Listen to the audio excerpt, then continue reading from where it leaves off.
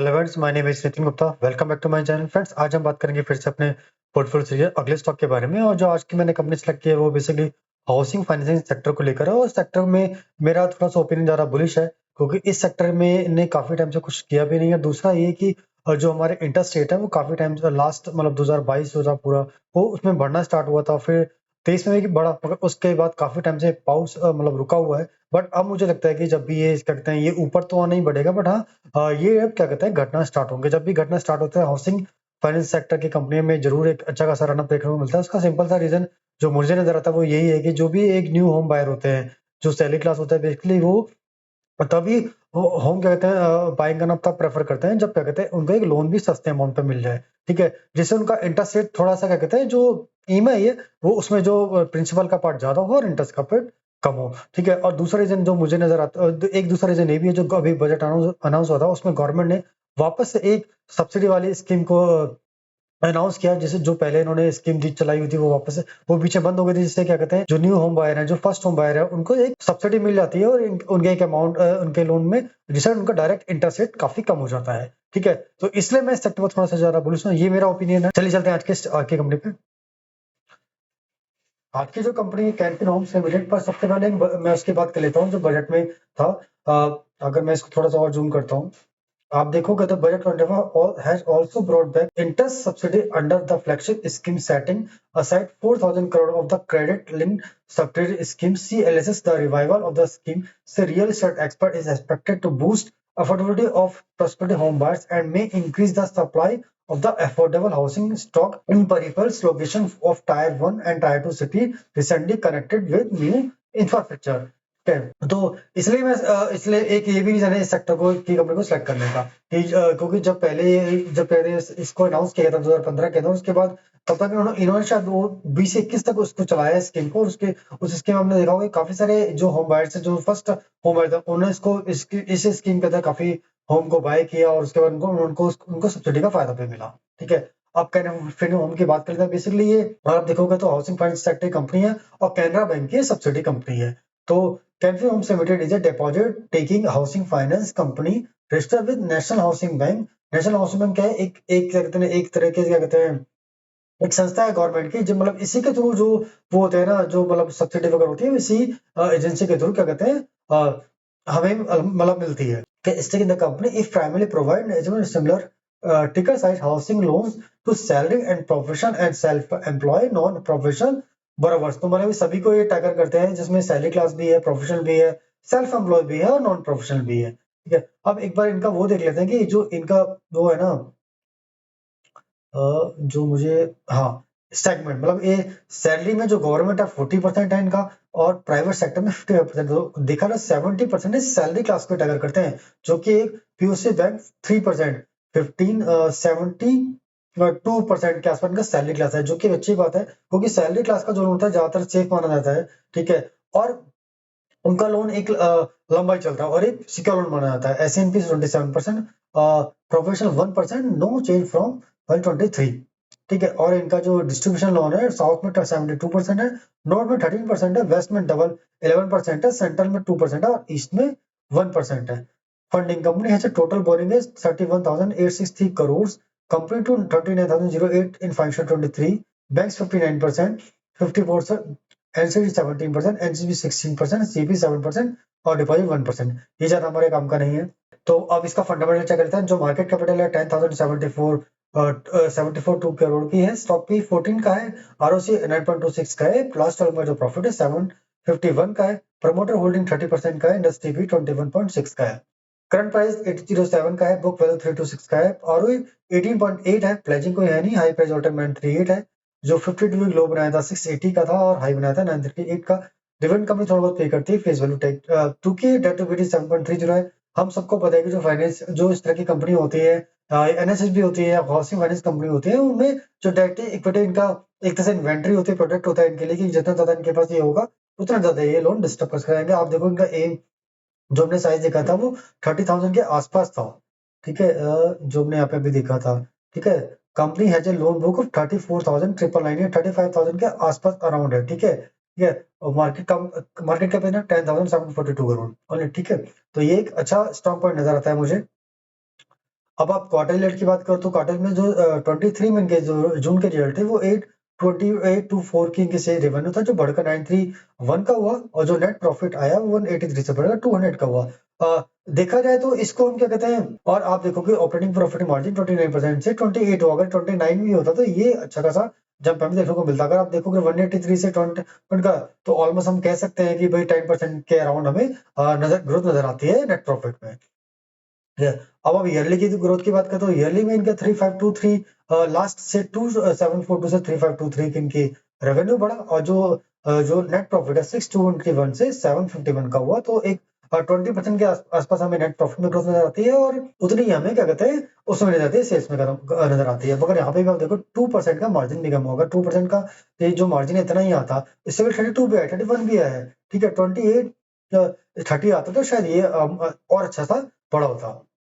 आप balance sheet की बात करो तो बैलेंस शीट में इनका 4317 का खुद का रिजर्व है, 27 का इनका इक्विटी कैपिटल है, 31,863 करोड़ इनके पास बोरिंग है, जो कि इनकी इन्वेंट्री है 53 इनके पास फिक्स एसेट है, CWIP इनका जीरो, इन्वेस्टमेंट का 1459 का। अगर आप इन दोनों को जो इनका रिजर्व है और जो क्या कहते हैं इनके फिक्स एसेट है, इन्वेस्टमेंट है, आप इन सबको जोड़ोगे तो ये ऑलमोस्ट 6,000 करोड़ के आसपास निकलेगा। जो मार्केट कैपिटल 10,000 करोड़ का, तो ऑलमोस्ट मतलब मुझे ये कॉन्फिडेंस जो बैलेंस शीट है एक कॉन्फिडेंस प्रोवाइड करती है। जो इनका शेयर होल्डिंग पैटर्न है 29.9, प्रमोटर कौन है इनके, कैनरा बैंक के इनके प्रमोटर है, ठीक है। FI के पास अच्छी खासी हिस्सेदारी है और DI के पास भी उतनी ही है। प्रमोटर और DI हम दोनों को कह सकते हैं, दोनों ही प्रमोटर है, ठीक है। और DI में कौन कौन है, आप देखो कि सारे जो अच्छे म्यूचुअल फंड्स है ना, सारे के सारे सबके इनमें ऑलमोस्ट आपको होल्डिंग नजर आएगी, आप यहाँ पे देख सकते हो। अब पब्लिक के पास कितनी 13.7%, 1% पब्लिक पर नजर आती है, जिसमें से जो दो इन्वेस्टर है उनके एक के पास 6.27 है, एक के पास 1.49 है। तो हम कह सकते हैं कि 23% के अराउंड नॉर्मल पब्लिक के पास है, बाकी सारे के सारे स्ट्रॉन्ग हैंड में है। अब जो लास्ट जो भी क्वार्टर का रिजल्ट है उसके बाद कंपनी की मीटिंग हुई, उसके बाद जो नोट्स हमें इंपॉर्टेंट नजर आते हैं, जो इनका जो उनकी गाइडेंस है, एक बार हम उसको पढ़ लेते हैं।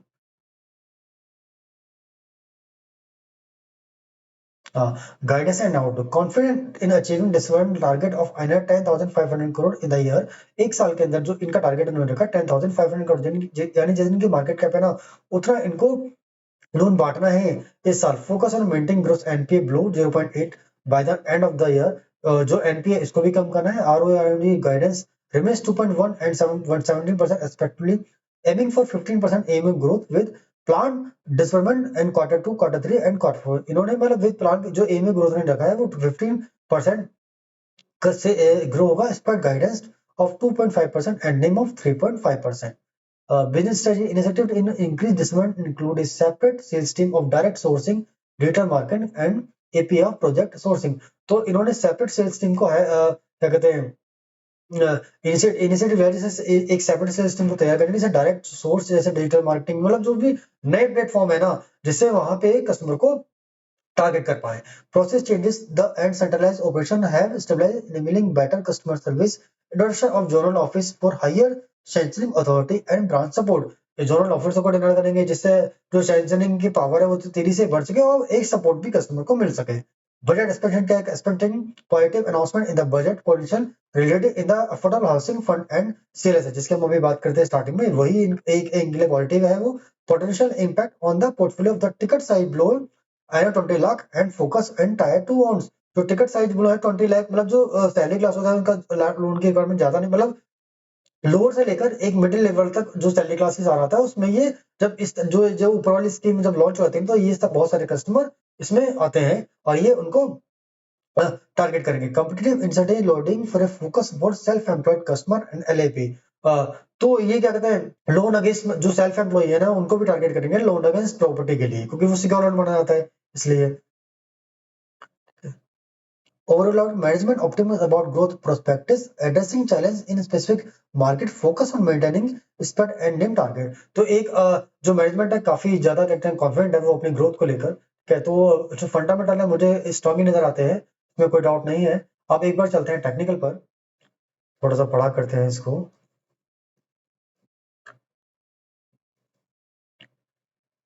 जो ये पैटर्न बना है इसको हम बोलेंगे कॉम्प्लेक्स कर्व विद हैंडल का पैटर्न। अगर आप ये कप हुआ, एक हैंडल हुआ, एक और हैंडल हुआ, और हैंडल हुआ, और ये ओवर हैंडल हुआ और उसके बाद इसका ब्रेकआउट कंफर्म हुआ। कंफर्म होने के बाद भी अगर आप देखोगे तो मोटा मोटी ये जो इसका ब्रेकआउट कंफर्मेशन हमें कब मिला,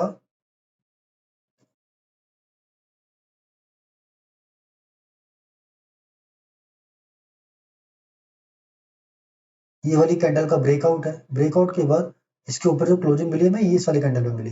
तो हम कह सकते लास्ट ईयर मई में हमें इसका कंफर्मेशन मिला। उसके बाद ये ऊपर भी गया और फिर ये नीचे आया, फिर कंसोलिडेट में गया, फिर ऊपर गया और फिर ये उसी रेंज में चल रहा है। ठीक है, आप कहोगे कि यार मतलब 1 साल हो गया, उसके बाद टारगेट जो आया है तो हिट हो जाना चाहिए था। एक्चुअली में देखो नहीं हुआ, क्योंकि कुछ भी न्यूज़ का मतलब मार्केट जबकि मार्केट बहुत अच्छी थी ना, इसमें इसका और ऐसा क्यों? क्योंकि इसमें ना एक एलिगेशन इनके जो फ्रॉड सामने आया था निकल कर लास्ट ईयर।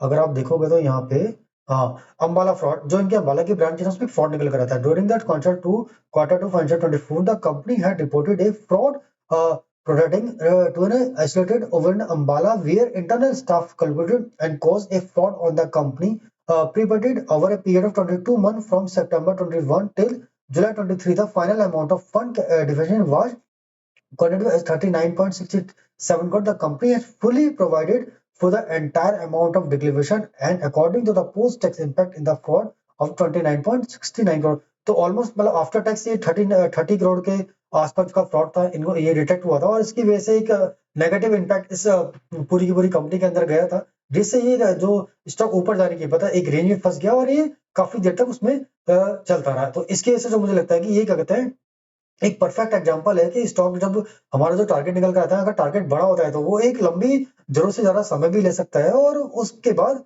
ऊपर जाते थे वापस वो रुक भी सकता है। तो इसलिए हमें एक बार कंपनी को ढंग से पूरी तरह से एनालिसिस करने के बाद ही हमें उसमें क्या कहते हैं एक अपनी कॉल लेनी चाहिए, जिससे जब हम फंडामेंटल समझ लें, क्योंकि फंडामेंटल उस कंपनी के स्टॉक थे, एक छोटा सा फ्रॉड निकल गया है जो कि 30 करोड़, एक 10,000 करोड़ की कंपनी के आगे अगर 30 करोड़ का फ्रॉड है वो जो कि ना के बराबर ही होता है, बहुत ज्यादा बड़ा नहीं होता, मगर फिर भी एक जो न्यूज एक जो होती है इस तरह की न्यूज नेगेटिव मानी जाती है, चाहे वो 10 करोड़ की भी हो, वो नेगेटिव न्यूज ही मानी जाएगी और इसकी वजह से जो स्टॉक है पूरा का पूरा डब हो जाता है और उसमें टारगेट हिट होने में समय लग सकता है। मगर जब फंडामेंटल स्ट्रॉन्ग है तो इस टाइम पे ये ऐसी कंपनी जो होती है, अगर हम कर सकता हूँ, हमें एवरेजिंग आना चाहिए जिससे हमारा टारगेट जो हमारा गेन है और ज्यादा हो सके। ठीक है, तो अब इसका टारगेट निकाल लेते हैं। तो अगर टारगेट आप देखोगे, टारगेट निकल के आया था इस इंडेक्स 67.6% ऑलमोस्ट डबल 117 यानी 1117 रुपए का टारगेट निकल कर आया और लास्ट जो क्लोजिंग हमें मिली है 807। अगर वहां से हम देखें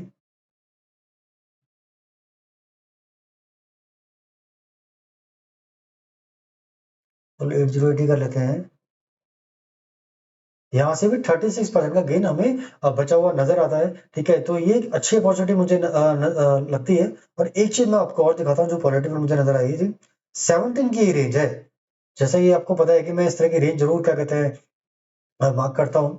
17 में जो फंडामेंटल क्या था, 17 के जो फंडामेंटल जो सेल्स थी, रेवेन्यू था 135 का, 1353 करोड़ का था, जो बढ़कर थ्री, मैं इसकी बात नहीं कर रहा हूँ, सिर्फ इसकी बात कर रहा हूँ, 3523 का हो गया, ऑलमोस्ट 3 टाइम्स होने को है। ठीक है, और जो क्या कहते हैं नेट प्रॉफिट है 235 से बढ़कर 751 का हो गया, ये 3% टाइम से ज्यादा का हो गया। और स्टॉक अब हमें नहीं लगता कि यहाँ से 100% होना चाहिए, बिल्कुल होना चाहिए, बट मैं 100% की बात ही नहीं कर रहा हूँ, फिलहाल मैं इस टारगेट की बात कर रहा हूँ। ठीक है, बट अगर ये जैसे ये वाला व्यू है, ये वाला पैटर्न बना है, अगर ये पैटर्न और बनता है और टारगेट बड़ा निकलता है तो इसको हम ऊपर भी लेके आ सकते हैं। फिलहाल हम इसी टारगेट की बात करते हैं, मगर फंडामेंटल के अकॉर्डिंग ठीक है, ये मुझे नजर आता है, मतलब यहाँ से डबल तो मुझे नजर ही आता है, इसमें कोई डाउट नहीं है। डबल का यहाँ से टारगेट जो डबल का निकलेगा 6 अराउंड 1300 के आसपास टारगेट निकलेगा और 13 का जो करंट प्राइस है वहां से ये 50% का इनका नजर आता है। बेस्ड ऑन फंडामेंटल और बेस्ड ऑन टैक्टिकल यहाँ से 36.25% का गेन मुझे नजर आता है। ठीक है, ये मेरी कॉल है, ये मेरा एक्सपीरियंस है, आप एक चीज को समझ सकते हैं, देख सकते हैं कि भाई इसमें देखिए अगेन ये बड़ा परफेक्ट एग्जांपल है स्टॉक का है कि भाई इसमें अगर हमने इसको पहले एनालिसिस किया होता, लास्ट ईयर ब्रेकआउट के बाद एनालिसिस किया होता, उसके बाद देखो कि 1 साल से ज्यादा का समय हो गया, इन्हें टारगेट हिट नहीं किया, एक्चुअली ऊपर भी गया, ब्रेकआउट के ऊपर काफी ऊपर गया, फिर नीचे आया, फिर ऊपर गया, फिर नीचे आया, उसका सिंपल से मार्केट वोलेटिलिटी और साथ में जो नेगेटिव जो न्यूज आई उसकी वजह से, जबकि फंडामेंटल का बहुत ज्यादा खराब नहीं है। एक 30 करोड़ का एक बड़ी 10,000 करोड़ की कंपनी में एक 30 करोड़ का जो एक इम्पैक्ट होता है बहुत ज्यादा बड़ा नहीं होता, बट नेगेटिव इज नेगेटिव। ठीक है? तो इसलिए हम जब चीज़ों को समझ के करते हैं ना, तो उसमें जब स्टॉक इस तरह से नीचे नीचे गिरता है ना, तो हमें डर नहीं लगता, हमें न्यूज़ के से भी डर नहीं लगता, क्योंकि न्यूज़ को हम समझते हैं वापस से, कोई हमें बिज़नेस को समझा हुआ है, कंपनी को समझा हुआ है, फिर जब न्यूज़ आती है हम उसके इम्पैक्ट को भी समझते हैं, ठीक है? उसके बाद जब हमें लगता है कि यार न्यूज़ मतलब बहुत ज़्यादा इम्पैक्ट नहीं, तो उस टाइम हम एवरेजिंग भी करते हैं और बैठे रहते हैं, ठीक है? अब 65% का अगर किसी ने मार्च में लिया, मई में, लास्ट मई में लिया हो, ठीक है?